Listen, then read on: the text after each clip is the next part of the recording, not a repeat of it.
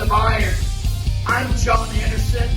Meet my co-hosts, Nick Best and Akim Williams. We're going to have some amazing guests on the show.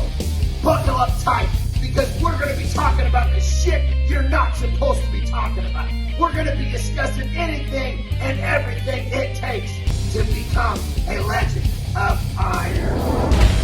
Legends of Iron is brought to you by Muscle Mints. Muscle Mints is the creator of Carnivore Pure Beef Protein Icing. Beef builds muscle, and Carnivore is the world's #1 selling beef protein. Welcome to another edition of Legends of Iron, brought to you by Generation Iron. I'm Jon Andersen. With me always my partners in crime, Nick Best and Akim Williams, who unfortunately can't be here today. He just finished up with a contest at the Arnold, but we have got a great show for you. Yes, we do. This guy that's joining us today has been bodybuilding. He's a pro, but even more impressively, he's been bodybuilding for 40 years, like literally actively bodybuilding. He competed for the first time when he was 16. And he's just about ready to close the door on 56. Vinny Galanti, welcome to the show, brother. How are you? I'm good. Thank you guys for having me on. It's a pleasure. No, absolutely, brother. Well, I tell you, 40 years of actively competing in 40 years. I don't give a damn if you're talking about table tennis, if you're talking about chess. That's a hell of a big. That's a big deal, brother. You're gonna have to just back us out. You're 16. Let's go back. Let's back it up. You're 16 years old, and start off your bodybuilding story. Holy smokes, we got 40 years to cover here. Yeah. Well, I think somewhere like around, I was about 14 years old. My dad had a weight set, had it in the garage. It's like all of us started in the garage, and it came. It was a typical Dan Laurie weight set. Wow.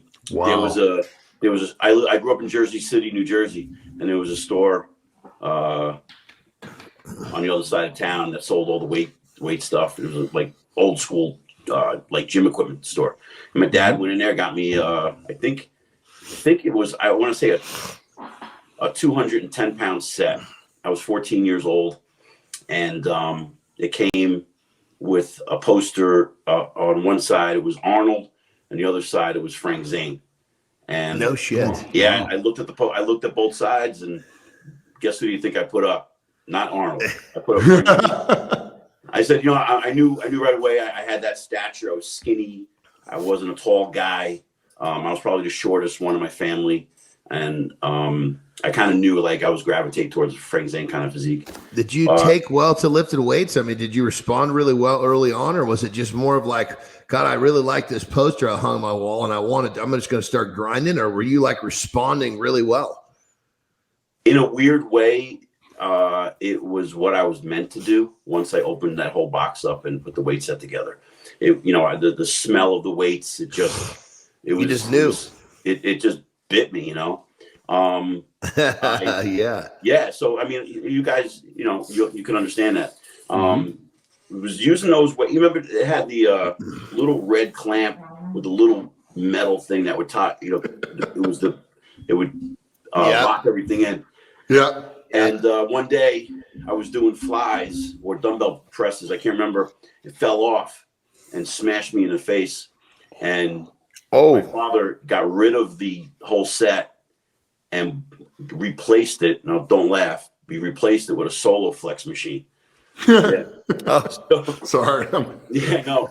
So I worked out for about a year on a solo flex machine. After that, wasn't the same.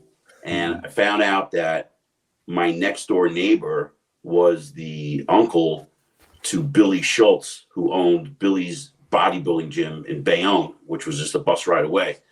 And so at the time in 1983, it was kind of weird. It was it is Akim.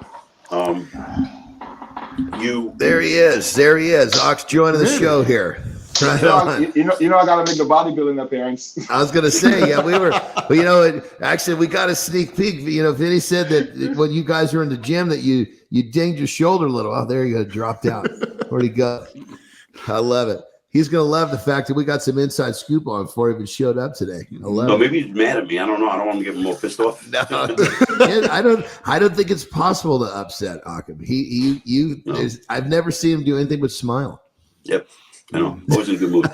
Always in a good mood. So, all right. So back to Billy's the gym. This is bus right away. Bus right away. Back in 83, 84, it was kind of weird. It was like guys had a 3-day split. Guys trained Monday, Wednesday, and Friday. And if I can recall, Sundays the gym was closed, and there were a lot of power lifters in there and bodybuilders. There was no like everybody either competed or they were just starting out. And I was one of the kids just starting out. And I was fortunate to learn from some really big guys and guys who knew how to train. I learned old school methods that just don't exist today. Yeah. Cool. We had a place like that in Vegas called Eiferman's back in the day, and old George Eiferman. It was the only big gym here in Vegas forever. And then they started. How long ago was that, Nick? That must have been a while ago because there's gyms everywhere now.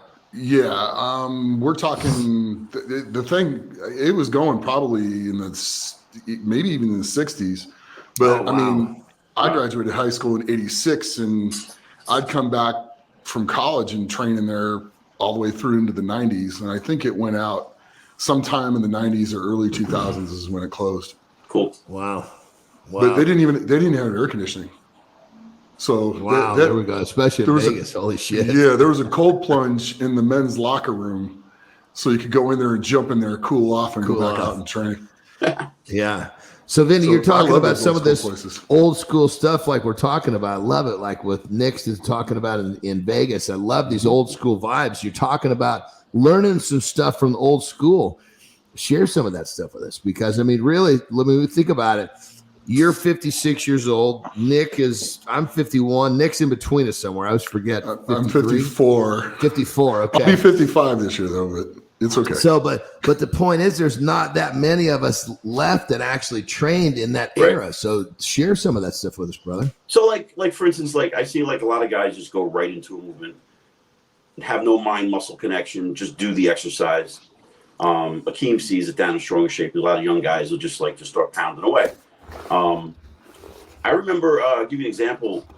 I had this guy teach me how to train triceps, and he taught me to push with the palm of my hand when I would use a V-bar, and don't use my whole entire hand pushing it down. Use it through the back of your hand and be in a stretched position before you even start the exercise. Have an engagement with the muscle. It sounds silly to a lot of the new guys today, but I don't have the propensity. Never had the body type to put on the mass like Akim has. It would never happen for me.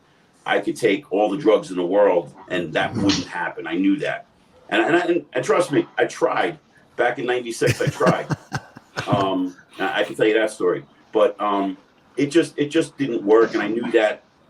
I was fortunate to learn how to train because the only way I would grow was from stimulating, like Lee Haney would say back in the day, don't annihilate, stimulate, right? Yeah.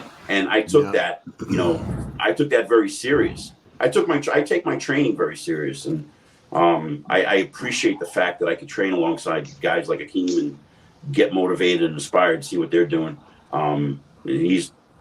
Akim, how old are you now? 38. 38, yeah. So we're like 20 years apart, and it's inspiring to be in it. Like Strong and Shapely, where we train, is where I really started after Billy's gym in Bayonne. I started going to Strong and Shapely. I think I was 17 or 18, back and forth until I finally got a car. Then I would go out there quite often and train. And Bob Bonham was the original owner. And he really really took it serious with the competitors. And if you were a serious competitor, he'd give you a free membership, and then you had to prove yourself. Jersey was a lot different back in the day, where you don't have guys today bragging about qualifying. Like I would go to Diamond Gym in Maplewood, and it was hardcore. If you walked into that place and bragged that you qualified for something, you get either laughed at, right, Akim? You get laughed at. But today it's like I walk in there like when I was 17, it looks exactly the same. It's kind of like going home, so it's kind of cool. Like I still get that vibe. A lot of places I could train in Jersey has a lot of good vibe gyms. That's nice. That's really cool, brother. That's really cool. So, so you're 16 years old. Your dad bought you the weight set. Then he gets you a Bowflex. You're not liking that, so now you realize that you can take a bus to get to Billy's gym. Keep on going, brother. So I was 16, and I walked into Billy's. And just like we were saying earlier about the smell of the weights, right? I walked into the gym and the rubber. Actually, no, wait. Let me back up. While I was working out, I was taking at my house. I was taking karate across the street from Billy's, and had no idea Billy's even existed. Wow. I walked out of the dojo with my friend Dino, and it was like this Billy's just hit me. And I'm like, Dino, when did that get there? He's like, you're an idiot. It's been there the whole time. I'm like, really? I had no idea. And it was at Billy's. It was a big sign. So walked across the street, opened the door, and all these muscle heads were just cranking it out. And I'm like, this is where I belong. The smell of the rubber floor, the weights, it probably was at the time better than sex. It was like, brother, no, in what you're describing, I remember the gym that I felt the same way. I remember I walked in and I was like, God, there's just walking in there, the smell of it and just the sound of it. It was just like, I so remember what you're talking about. And that's really cool, brother. I mean, the fact that, I hope that everybody ended up having that experience, but unfortunately we know that, nowadays, it's just a different experience when someone goes to a gym for the first time. And then I grew up in a very strict Italian household. My mother was, so my oldest sister, Charlotte, is 16 years older than me. And then my sister Teresa is 14 years older than me. And my sister Mary is 11 years older than me. And then it's me. So I came from a very strict Italian family. My mother had a tight, rope on me. She didn't let me go too far. So it was a lot of begging to get onto the bus to go to Bayonne, So for me to get into the gym, it was like, I was at the time kind of like, I guess, sheltered. I lived in a bad area. She wanted to make sure I didn't get into any fights. That didn't happen. Got in a fight. I wanted to be the kind of kid that got the girls, but I also wanted to be this alpha guy, and I didn't know how to do that. Combine the both, and I was very confused as a kid. And like all of us are, right? Yeah, I was gonna say we're all confused as kids, brother. Yeah. So I've been married for 13 years. I'm still confused. You get it. So I saw the guys that were competing. They were getting ready for the 1984 Mr. Hudson County. It was a non-sanctioned event, and I'm like, what do I do to enter this thing? How do I go about it? And they're like, well, you got to go on a diet, and you have to get color on you. You got to carb up the night before. And they're telling me all these things, and they're laughing because they're thinking I'm never going to do it. So the closest thing I knew about nutrition was, all right, cottage cheese sounds good, fish sounds good. So this is true. I'm not making this up. So I would eat cottage cheese. I'd eat McDonald's fish fillet sandwiches, and I think some eggs. And I was getting ready for this thing. So the fish fillet was part of your pre-contest diet. Wow. Let me ask you a question. Yeah. Back then, if you clearly could remember, did McDonald's taste differently back then? Oh God, yeah. Oh yeah.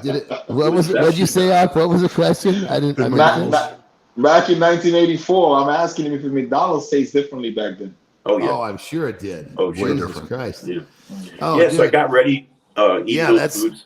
That's great. That's great. A fillet of fish in the contest diet. This is beautiful. Yeah, I would just open up the bun, and scrape off the whatever the sauce was, and I would put eat like maybe 2 or 3 of those, and I was serious about it. And then they said, yeah, you got to eat a potato the night before. I'll never forget this. I ate a potato the night before, and I was like, well, how do I get tan? I said, well, and they were fucking breaking my balls. They said, you have to go and get this stuff called QT, quick tan, and then get food coloring and make the color of toast and mix it all together and then rub it all over yourself. So I did it, and I got a great tan, and it worked. But they were breaking my chop. They were breaking my balls, and they were like laughing. But it worked. I had a good tan. Those guys took me under their wing. They're lifelong friends of mine. Real quick, in those days, I can kind of remember the same thing. When you were young and you were trying to working hard, the guys that have been doing it for a decade, they wanted to press you to see if you were gonna break or if you're gonna keep coming. Absolutely. And I think that's a beautiful thing. It's totally you rarely find that anymore. But I mean, we all went through that. I mean, we had to earn. I mean, just to have somebody answer a question for us, you had to earn your stripes. Yeah, absolutely. And I grew up, in a pretty tough area, and to go to Billy's and mix with those guys who were all 10 years older than me, I got to watch. I had 2 guys. So at the time, it was the AAU and the NPC. And I had Chuck Waldron at the time training. Wow. I think he had won the Mr. World, Mr. Universe, Mr. America, all of that. And he was competing at the same time. Jon Andersen was training for the NPC Nationals. And they respectively both won the contest they were going into. And I just saw it like as a from a 17-year-old kid at that time. This is a business. And I heard the stories that John would talk about meeting Joe Weider, and he's a business guy. And eventually, 10 years later, I got to meet Joe Weider when I won the USA in '93. So it was pretty cool to go through all of that, earn my stripes, as you say. Basically, like, I think I walk up to kids today and go, what are you doing on your phone? Your phone's not going to get you in shape. Come on, what are you doing? Get off your phone. And they're like, well, he's got to do a set. I'm waiting for him. I'm like, where's the engagement? Where's the training partner attitude? Yeah. It doesn't exist anymore. And the guy I work out with sometimes, this guy Juan, he'll be like, Vin, you got to let it go. That era is done. It's gone. It's done. Yeah. Yeah. So I have to, like that messes my head up sometimes because I want to give back, So I see the young guys and I want to give back, but there's that wall up. Well, the thing, brother, is that we came from the era where we actually got to experience the camaraderie and the sweat and it was like you couldn't wait to go to battle in a good way with your partners. It's like you were going to war, you're fighting the same war, you're not fighting with them, but it was like the competition of kicking ass, trying to get one more rep and pushing each other. And, it's like, if you've never experienced that, it's really hard to explain, hey, come give this a try. These kids are looking at us like, what the fuck am I going to do with my phone when I'm doing all that? Yeah, but also though, you got to remember, we were also told our generation still respects our elders. We still listen to what our elders have to say and their experience because their experience is more valuable because they've already lived through it. The generations coming out now are told the older generation got it all wrong. Well, check this out. This is interesting because obviously Vinny are at the top in terms of our bracket here. Because Vinny, Nick, me, and then Ak, you're kind of like but you're down year 38, so you're what, 13 years down the track. So you tell us what you kind of came in. We came into this. You got to earn your stripes. What did you come into? I came in right at the era where social media kind of started. Okay. So at the beginning of the whole social media craze, right before it really took off and everything like that. Remember MySpace? Were phones in the gym at that point when you first started, or no? It was finally making its way into the gym. Yeah. Was it? Not as crazy as it is now, but it was actually coming in. Like I remember when I first started, I was taking videos and stuff like that. I was one of those knuckleheads that would try to like film everything that I did and stuff like that because I wanted to document all my stuff, you know, because I had a guy, his name is Jon Pena. I still remember him. John. Yeah. He would say to me, if you don't have it on video, then you didn't do it. Exactly. Yeah. Dude, that means Nick and I haven't done a fucking thing. Exactly. So you'd always tell me that was his one rule. Like if I go to the gym, I'm like, John, I squatted 6 plates. He's like, you got it on video?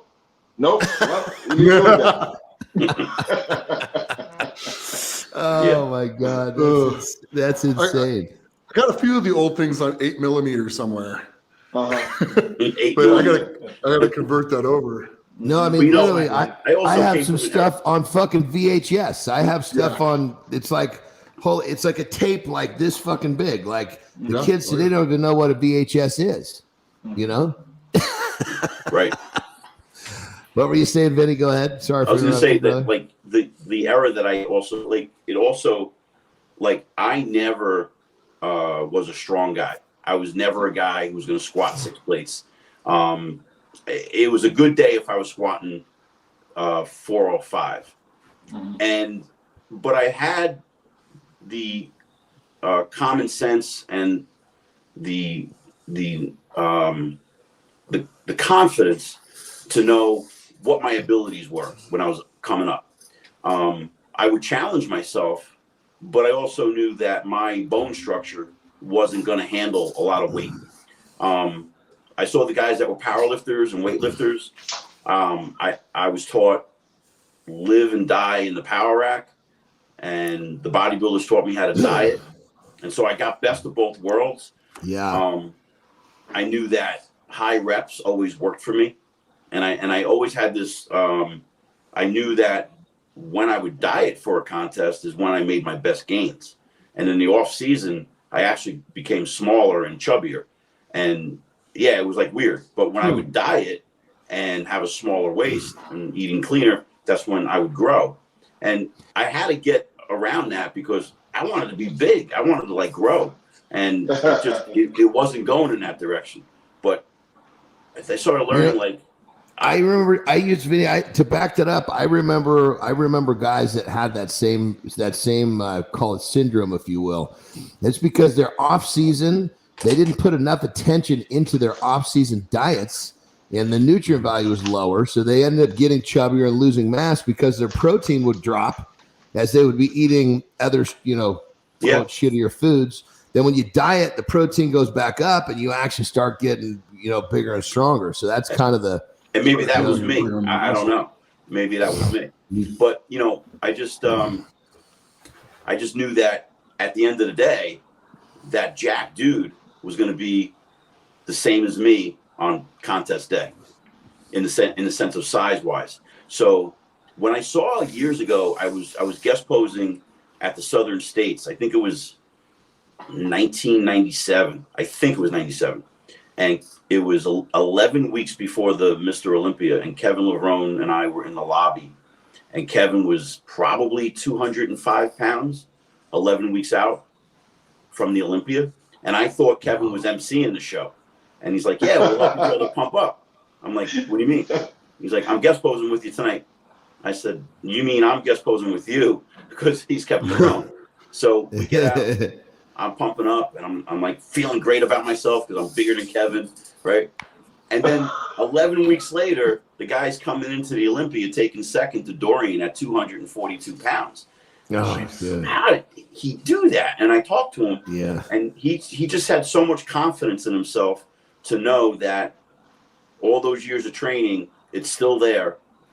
He just gives his body a rest and then does all that work for the contest. And so I kind of approached that later as I'm competing in the Masters division, which I'm very grateful that I'm able to compete again. Especially now because I've had so many injuries. I have 14 screws throughout both shoulders. I had 9 anchors put in this one New Year's Eve 2014-15, and then a little over a year later in 2016, I have 5 anchors in this one, and it took me 3 years to come back. And so how many times did you end up competing? You competed the first time when you're 16. You turned pro when? Did you say 93? 2008. 2008. I'm sorry. Jesus Christ. So backtrack to when you won the USA's in 98, you said? 96. I won the USA in 93 as a middleweight, the year Chris Cormier won. Okay. That's what back then. That's what I was thinking. They only gave pro card to what classes? Yeah. USA, Okay. Chris Cormier was the only guy who turned pro. So they only gave pro card to one person. So I think, like 3 or 4 people turned pro. The men's bodybuilding, women's bodybuilding, women's fitness, and that was it. 3 pro. Yeah. Fast forward today. If you won your class at the USA's or whatever, you actually win your pro card. So it was totally different. Totally competition different. back then. Yeah, that's Totally different competition. No, it's sports in general. I swear to God, it seems like strength was the same way. When I won my pro card in strongman, there was only 4 or 5 that they would let through every year.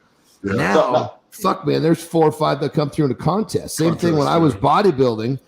Obviously, lucky for me, I was in the later era of bodybuilding because I was able to, obviously I got my pro card quickly, but hell, there was I think the contest where I turned pro, I think there was 8 people that turned pro in that one fucking show. So. Now, Vinny, doesn't that kind of piss you off a little bit? What do you mean? Back in 97? Well, it does. Listen, Akim, it's a business, and I've always looked at. Yeah, but think about it. If you had gotten your pro card as a middleweight back then, right? You could have used all those years to make those gains and compete as a professional instead of on the hunt for your pro card up until the 2000s. So you wasted a lot of years where you could be competing as a professional and doing the business of bodybuilding versus trying to be an amateur and trying to get your pro card.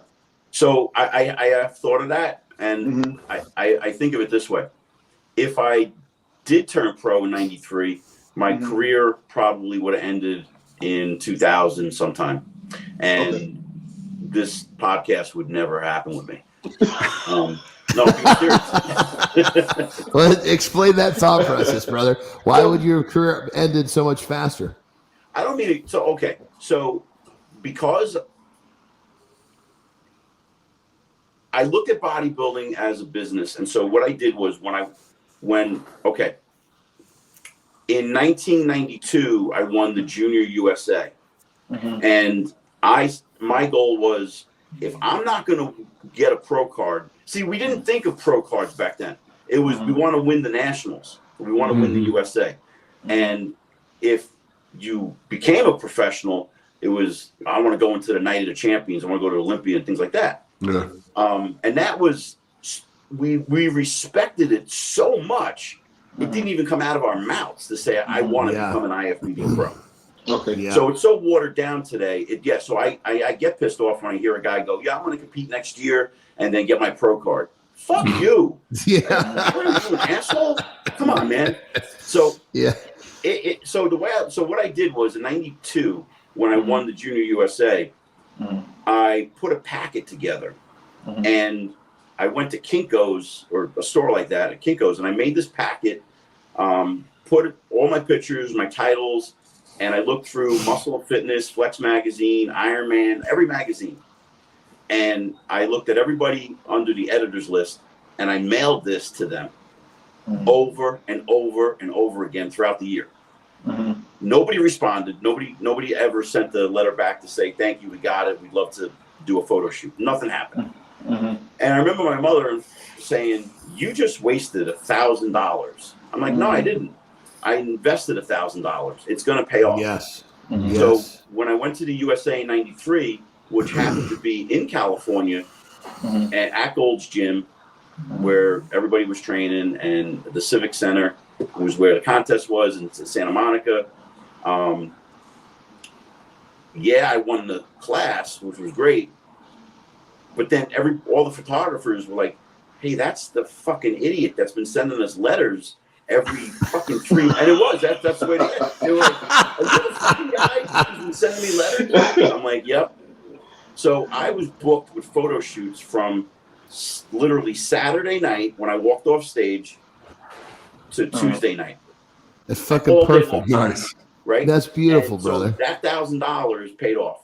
And then I looked That's at it. Beautiful. Okay, now I just made a relationship with about 10 photographers.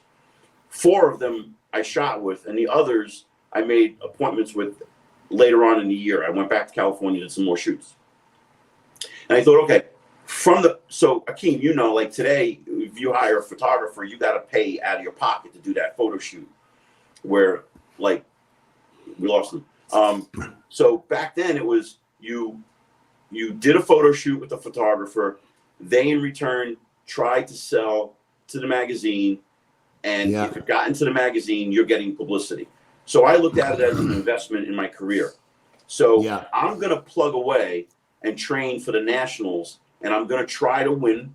But if that doesn't happen, I'm gonna secure enough publicity for the year, where maybe in return I can get guest posing, seminars, and parallel that into something else. So after the Nationals, every year, I would fly out to Venice Beach, set up photo shoots with all the photographers that I can get a hold of. Usually it was about 3 to 5, got 3 to 5 photographers, and would do shoots the whole week after the Nationals. And it taught me how to stay in shape right after the show, where a lot of guys would blow up. And I never blew up. I remember one day Jim Mannion saw me. It was like a week after the show, and he's like, "What are you doing? You look great. Are you gonna like? What do you?" I'm like, "Well, there is no other show, Jim, but I'm doing photo shoots." And he respected the fact that I would stay in shape for the shoots. Yeah, and, you came in ready for the shoots like a professional. So I did that, and I was guest posing and traveling from 95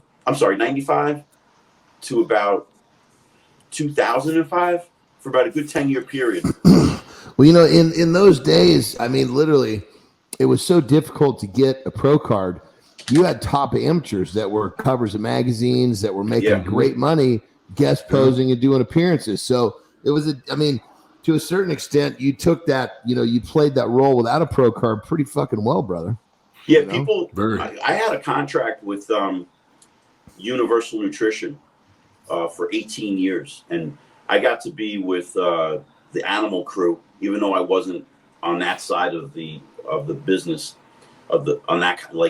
guys would be under contract with Animal and some were Universal. I was with Universal, but every time the cage was at the Arnold, I got a chance to go because I was the MC to all of the events. And people will come up to me all the time and go, "Hey, what are you doing next?" I'm like, "I'm going to do the Nationals." "Nationals? Aren't you a pro?" I'm like, "Nope." Yeah, people thought I was a pro. And then, I did, I think that 2005 was the last time I did the Nationals. And I had taken a break after 9/11, and I opened up my first personal training studio. And the bug bit me early in 2005 to compete one more time. And my wife said to me, "Listen, I'm cool. We're good. You can compete.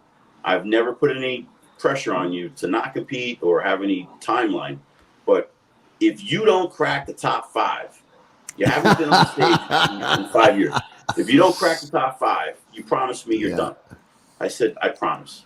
So I was training for the contest, and I took 5th.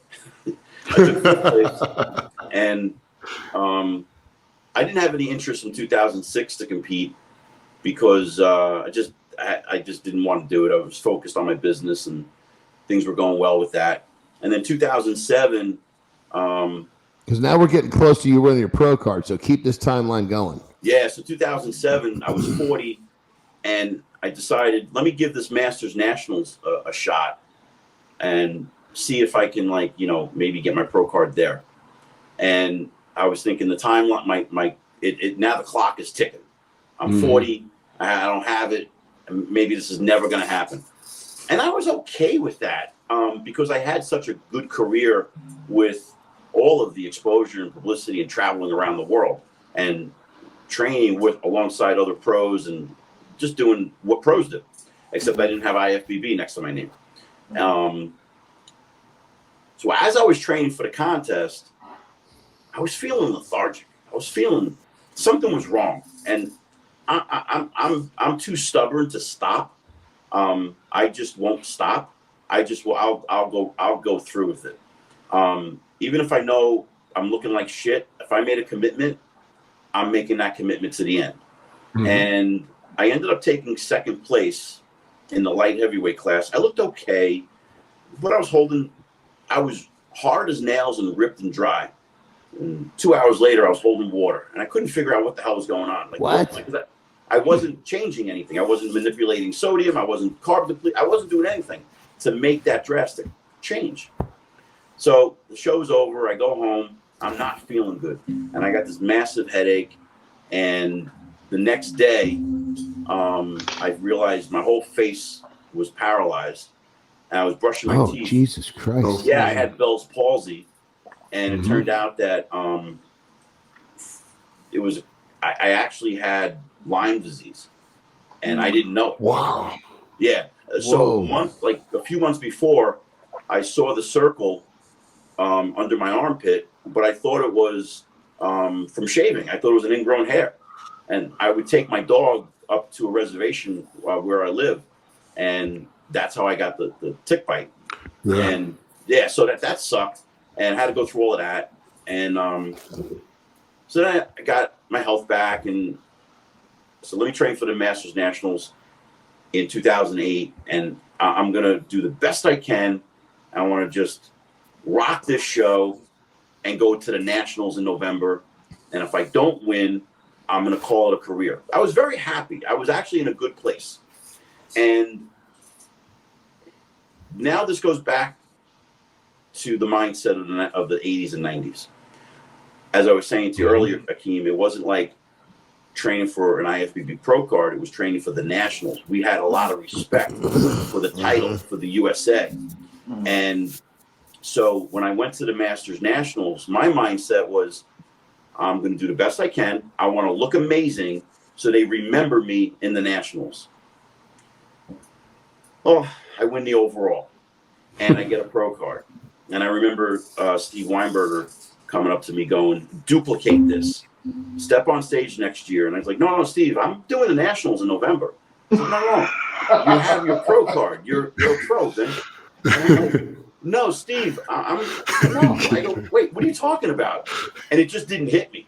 Yeah. I remember going to my hotel room, like it was this wave of emotion, 16 years. And I just broke down crying. And like, it took me a while, like to recover from that. And I remember getting off right before that, which I think triggered that, was I was getting on the elevator, and I believe it was Jim Mannion, and he said, what's your first pro show going to be? And I'm like, well, I got to process this, man. What are you talking about? Like, I want the title, the Nationals. And, as men, we don't have the greatest ability to express when things are upsetting us. We want to make sure that everyone thinks we got it all figured out, and, we're men and we don't talk, right? So that's a stupid thing. And I learned as I've gotten older, just, let your feelings be known. It's okay.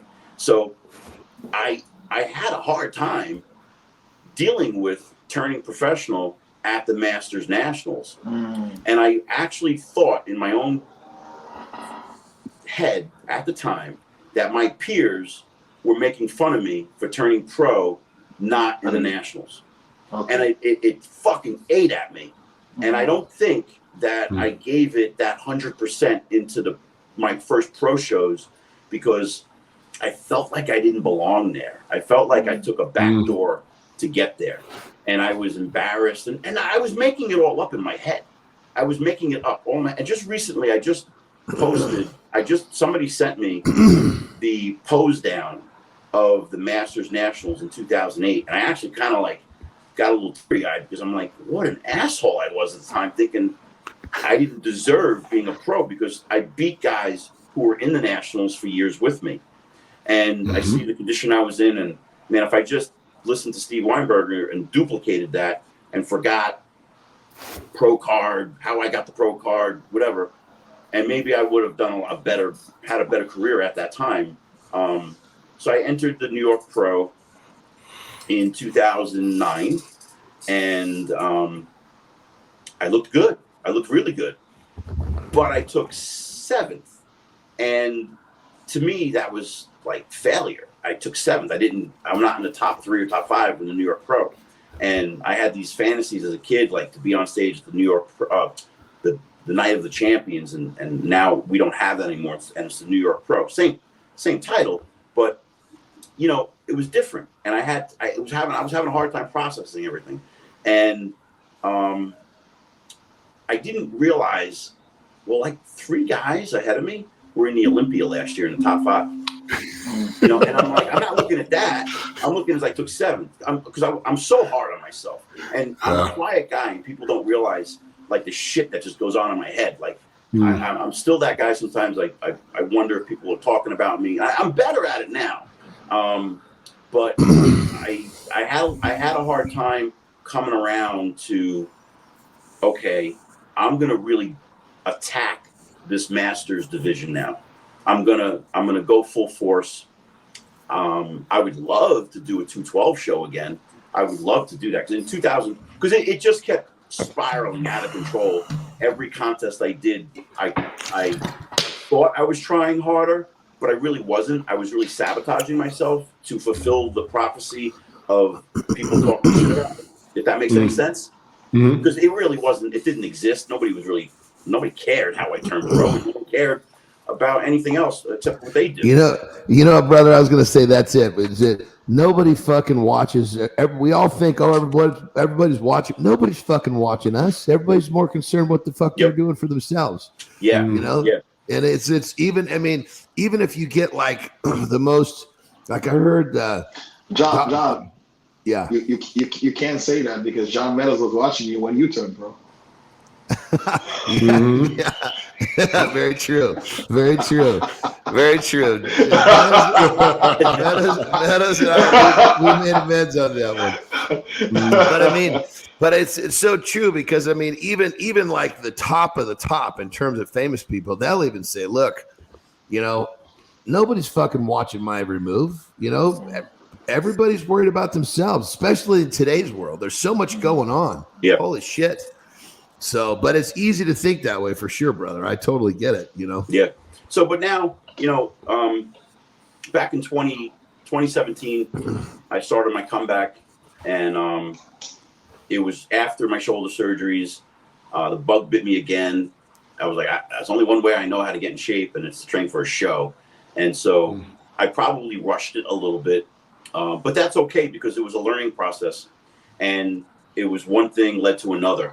So 2017, I took dead last in the Masters Baltimore Pro, which is the smallest of all the Master shows, probably the smallest of all the shows.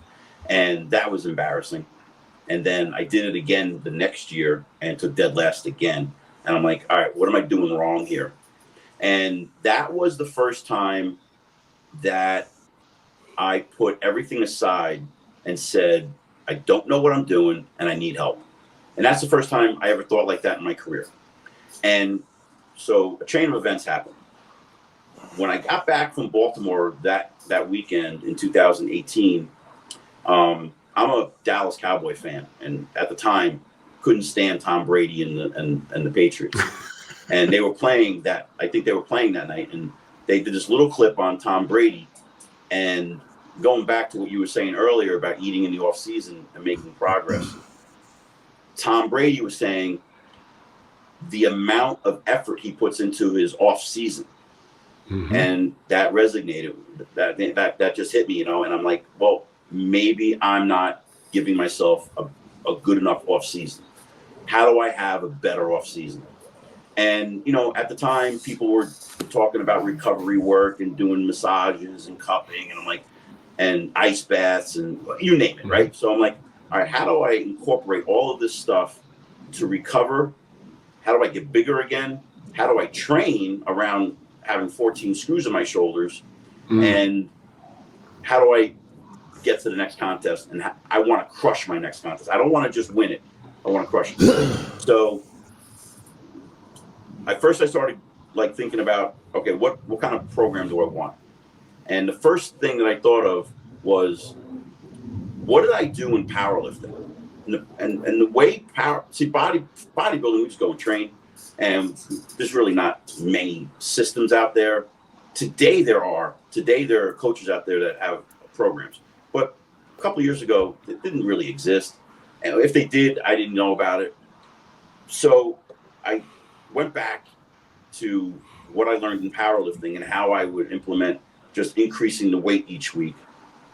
And then I found a program from Ironman magazine. I think that was in like late 70s or early 80s. It was Principles of Progression. It's an old article, and it kind of like made a little sense to me. And it was the first time I ever followed a program. Can't remember the whole thing, but I followed that. And then I went into researching and studying under, oh my God, I can't remember the guy's name right now. He passed away. Charles Poliquin. Charles Poliquin, I started reading a lot of his stuff about training. And then Ellington Darden with like how Menser trained and Dorian trained. And I just started implementing all this kind of stuff. And I never thought, and then I stumbled onto Lee Labrada, and Lee Labrada was a proponent of training like Mike Menser. And I thought, well, my physique is in that direction, like Lee Labrada's direction.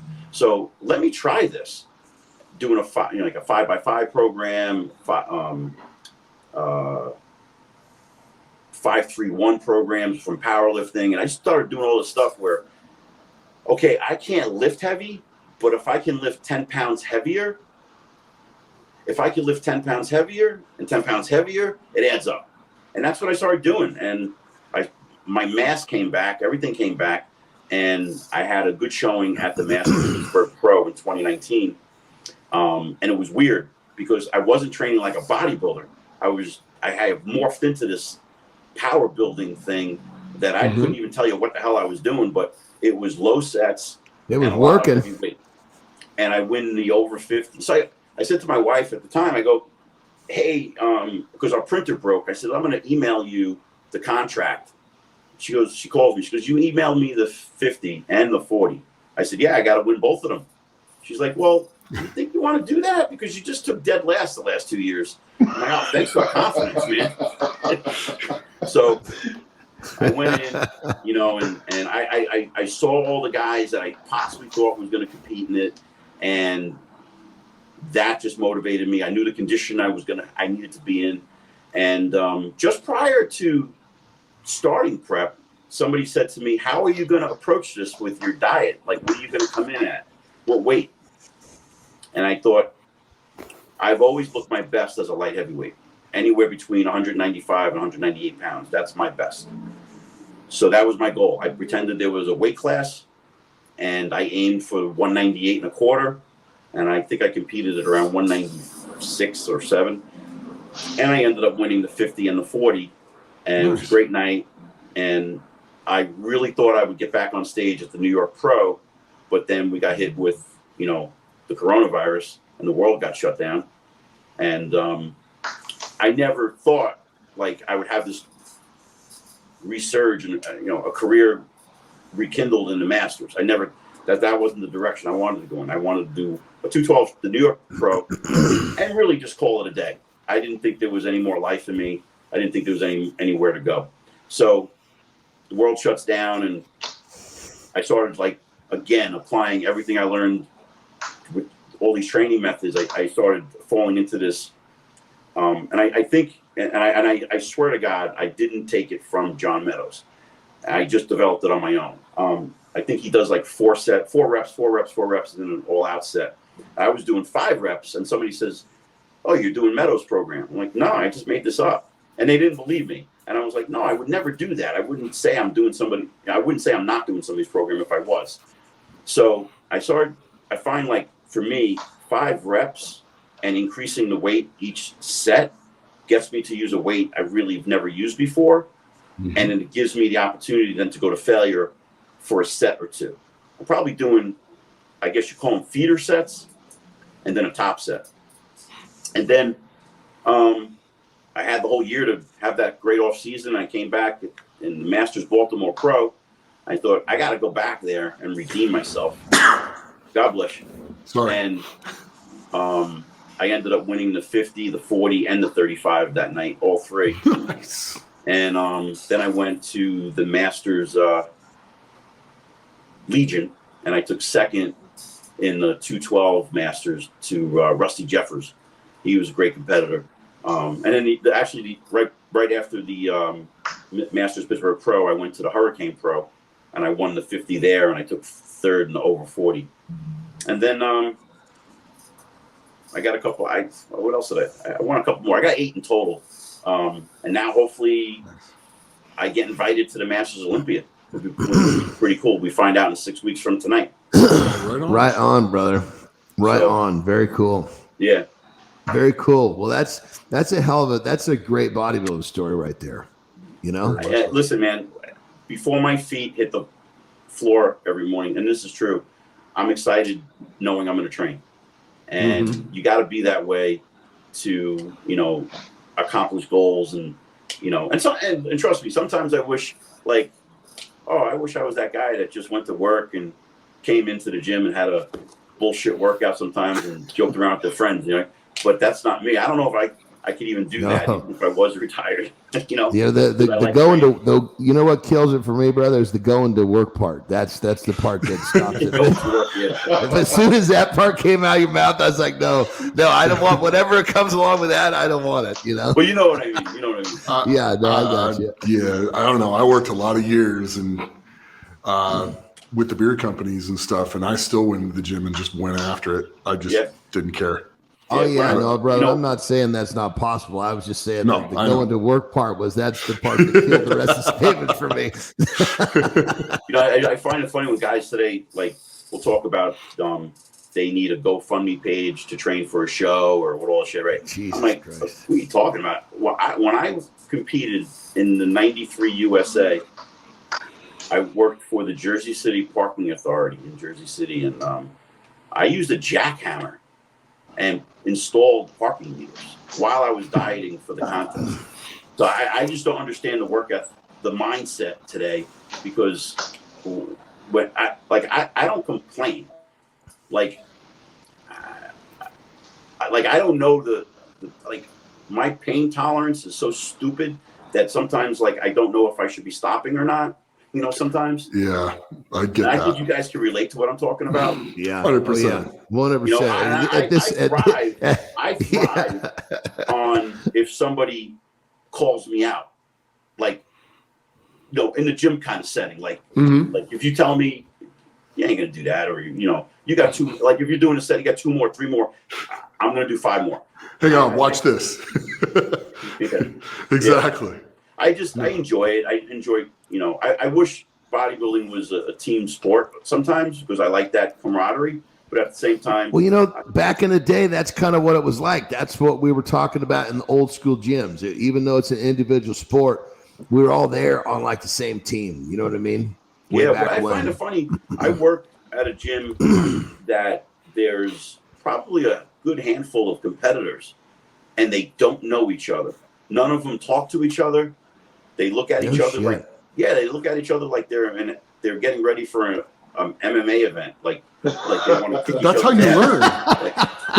That's how you learn from each other. I mean, that's why I love going down to Shapely, and it's almost every Monday, me and this guy Juan are training at the same time. Akim and his guys are training, and it's just a good mix to see people on your level or even higher to train, right? So I joked with this kid today. They were benching, and I joked with him, and I said, I joked with him about his phone, and he got so defensive. I had to say to him, "Yeah, I'm just teasing you," because it's the borderline of bullying and teasing. They don't understand it because they don't get their balls broke from anybody. It's kind of so you know what? I'm bullying you about your phone. Get that fucking thing out of here. That's right. Either use it as a camera, a permanent camera, or that's the end of that thing. Yeah. So, Vinny, what do you think about what's kind of your position on the state of the sport? I mean, you've seen it go from way back when it was when Ak was pointing out, they gave out, just a handful of pro cards per year. Now they give out, I don't know how many they give out per year, but it's got to be deep into the double digits. What's your position on the sport? Do you like how it's evolved over the years? Do you wish it would be more like it was? Of course, I wish it was the way it was. That's just what I'm so used to, what I liked, right? But at the same time, I stay in my lane. However it's evolving, it's evolving.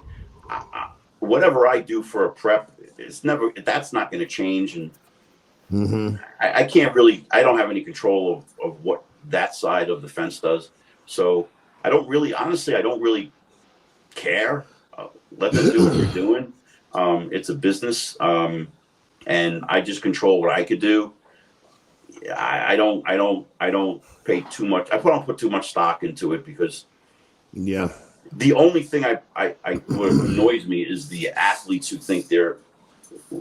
I think they don't realize that they're disrespecting what's come before them. A lot of times, I'm sure that Akim could say, you know the history of the sport. I could throw a name at you, and you know where that guy came from and what he accomplished.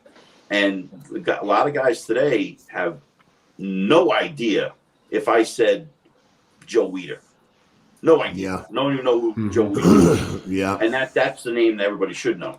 Or say, did you ever see the Pump and Iron book or movie? And they're like, oh, that's that movie with Arnold, right? Like the way they say it, it's like weird. So but there's so much iconic stuff in that movie. I mean, if you're going to be a bodybuilder, you got to watch it. Oh, even down to like anybody that's lifted weights has watched that movie. Right? But even down to like how bands and chains are implemented in training, right? And I say, watch the movie The World versus West Side. And then they'll watch it and they'll go, wait a minute. I thought all of that stuff was recent. Chains and stuff and bands were back in like the 80s. I'm like, yeah, man, like you guys didn't invent it. It just didn't become like just because social media has it. That's why it's in vogue. Yeah, it did. It wasn't an extra when you bought your cell phone. These things have been around forever, Yeah. And getting back to training, I'm probably have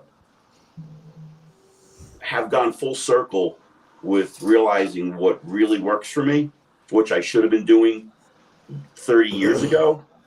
But I tried to train too heavy back in the day because we're guys and that's what we try to do. And I hit these walls all the time. Like I can remember like trying to bench 315 and it crushing my chest and going to the hospital.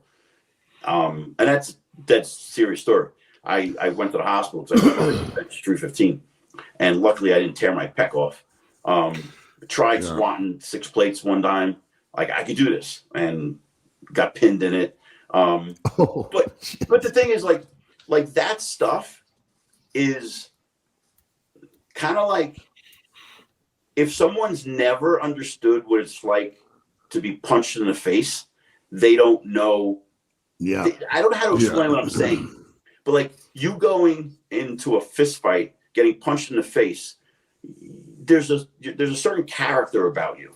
So when you try to do stuff that's stupid, having 6 plates on your back when you know that shouldn't happen or you shouldn't do it, it creates something in you that makes you dig deeper all the time. And that's something we don't see quite often today, where guys don't challenge themselves. I like to challenge myself, but at the same time, 100%, brother. 100%. But there's a time to challenge yourself. But as I'm older now, I talk to guys all the time about proper warm up. And guys my age, I'm saying, anywhere from 45 and up. And there's a train now. You have to. When we were kids, we can pick the heaviest weight that we couldn't handle and still get a pump. But now we can't even pick half that weight and get a pump. We got to go about it a different way. And you know, I don't know about strongman and powerlifting. You guys are lifting so much different, and I can't even fathom thinking of training that way again. Well, that's something that people don't understand either. Is they see one form of training and they don't understand there's many forms of training, because powerlifting training and strongman training are also vastly different as well. Yeah, they're very similar in certain areas, but vastly different in others. Oh, absolutely. So, yeah, I'm trying to get. I can do it. I have the strength to do it, but I don't have a training partner on leg day. I do it. I train alone, and I'm trying to get to 315. So I've been doing kind of like a high box to a lower box, and getting back into just having that feel on my back. The weight's going up and down. If that's not a problem, I just want to have confidence doing it. And when I post a video, people will be like, use the buffalo bar. It's a lot easier on your shoulders. I'm like, yeah, that might be the case, but I want to feel like a man. I want to have a fucking bar on my back that's bending a little bit. I'm not, because you're the purist, brother. This new stuff is great, but you want to do what you grew up doing. You want to do the stuff that's ingrained in you, and I totally understand that.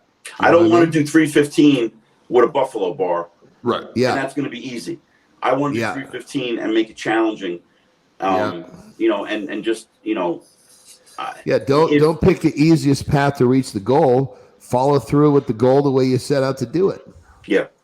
Yeah. So 2 cents. Don't squat out of a squat rack or out of a cage. Where you want to put your hands that will help with your placement, you want to put them right where those right where the barrels are. Right where the barrels are. Yeah. So you get the rack that's inside, you can put your arms outside. And literally, like for me, this is the only place touching the bar. This is the barrel right there. My pinky's actually up on the plate. Yep. Yeah, that will help a lot with the shoulder problem, with especially you with all those pins in there, because just that little bit more like extension on it will take a lot of that pressure off. And I mean, squeeze your lats together and push down with them, and then squeeze your rear delts, and that's where you're going to stick the bar. And man, I'm going to tell you what, that 315 is going to go from when you're able to move that bar down your back about another inch, the weight is going to feel 10,000 times easier when you're coming out of the hole, especially when you get down to the hole. Because where you're at, I'm sorry, I watched your YouTube or your Instagram channel today. When you're going down with it, the bar ends up over your toes. When that 1 inch will put the bar over the middle of your foot and even ankle at the bottom, and that's where you want to be stable. When it hits there, you're just going to explode out of the hole like it's not even there. It's a whole different world. Another way to go about that, Vinny, is what Nick is explaining to do is totally correct, and you can kind of just by taking your toes and pulling them up. If you can't keep them up, that means you're way out of position. If you can go down and up with your toes up, it feels a little goofy, then you know that you're closer where Nick wants you to be. If your toes go down, that means that bar's in front of you, which means it's getting exponentially heavier really quick. Yeah. Unless you're like Ak, who just stacks the bar way up on the top of his neck and just and lets his heels come off the ground this much, but still just completely rapes like 9 plates aside. Ak's the only person on the planet I've ever seen move 8-9 plates with absolutely zero, no belt, no worry about the position, no sitting back into the bar. Just I'm gonna go down and up with this a few times, and he does it effortlessly. And that's a compliment, I appreciate it. A while back, I was feeling all good about myself. I had on, I think 5 or 6 plates on the front squat machine. And Akim comes over and he's like, "You guys got another set?" I said, "We're done." And he started with the weight I left off with. There you go. I don't know if you remember that. And went up to, I think, 11 plates on each side. And I'm like, my God, Yeah, pretty cool stuff. Motivation. I love it. So what's next for you, brother? What's the next step? What do you got your eyes on the prize? What are you looking at to do next? So Monday, April 24th, they announce who's invited to the Masters Olympia, which will be held in Romania on August 26th. And if I'm blessed that I'm invited, it'll be amazing. It'll be, an opportunity to step on an Olympia stage. I've never had that opportunity. Going to do the best I can. I'm going to train to win, but also be realistic. Mm-hmm. That would complete your bodybuilding story right there. Yeah, that would go full circle. That would full circle this whole thing, brother. That would be. I'm rooting for you, brother, because that would. Thank you. Totally awesome. It's kind of weird because, this door opened up for me, and I never imagined a door like this to open up, and I'm doing okay, and and I'm enjoying it. I'm actually happy. I'm actually like, I walk into a gym now with my head up, held high, and I feel like I've accomplished. Like now I'm already like thinking like, I'm doing something good. It is what it is. I'm 55 years old, going to be 56. I'm not 36 anymore. That page is turned, that chapter's done. And, I'm okay with moving forward and staying in the Masters. It would be great if the show was in the United States so my friends and family could come, but Romania is going to be a cool trip. And I got, the one thing I keep thinking about is, what do I do with food? How do I get my food and all that stuff? Like I'm thinking that, so maybe Akim can help me with that one. Well, I mean, you're talking to somebody that actually took fish to China, so. Fish to China? Back in 2017 or 2018, I think they had the Arnold Classic in China, and I was going to China to do the Arnold Classic. And I actually was able to get, 2016, I think it was. I was able to get fish into the country, take fish from the U.S. into China. Yeah. And to this day, everybody's always asking me, like, how the hell you manage that? What'd you put in your suitcase? Just checked it. No, Trifecta. Go ahead. I actually put it in my carry-on. Holy shit. Because if I checked it, I think they would have found it. So I put it in my carry-on because they don't really check your carry-on. And once you go through the machine in the U.S., when you get to China, you don't really check anything. So that's how I was able to get it in. Yeah. Well, I'll figure something out. But you could probably have trifecta sent over. That's good because it's frozen, it's freezing. Yeah. So like their meals, you could probably get over there. And then I've been to Romania and I've competed in Romania. And to be quite honest with you, they have all the food we can get here. Yeah. You just gotta go in and tell them how to make it. You just gotta go in there, go shopping, or find a place to make your food. Get there, get settled a little early, and put it all together. Yeah, I figured I'll have the food I need for the trip and the next day on me. Yeah. And then go to the store. Yeah, I'll figure it out. Yeah. But the most important thing is your packs of meals to take with you.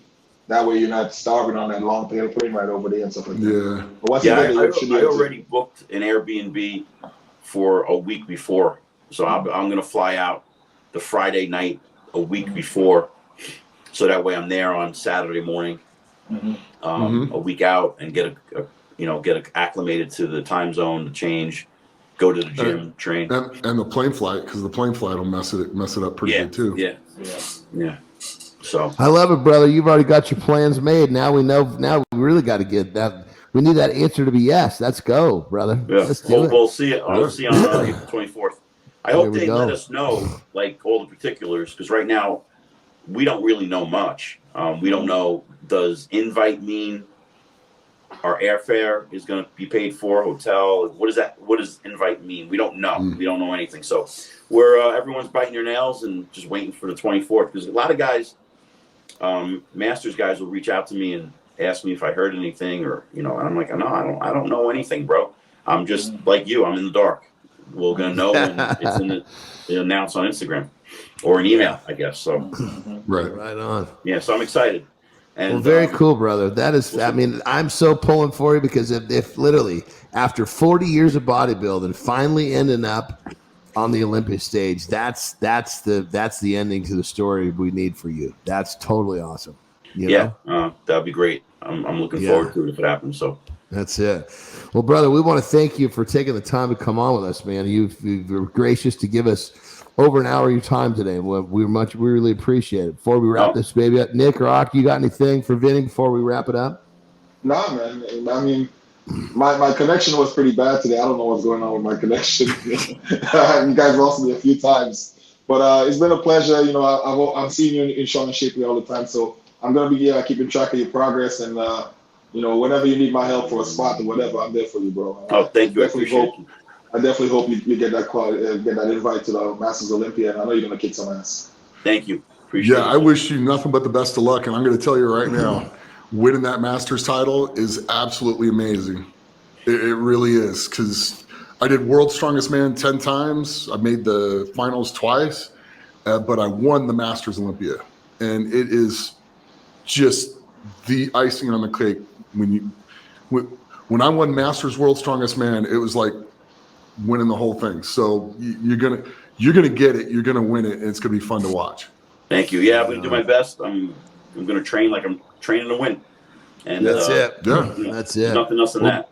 Well, brother, I gotta say, man, it's been a pleasure to talk to you. Not very often. I mean, I'm an old schooler too, but not very often I get to speak with someone who's actually been competing for 40 years.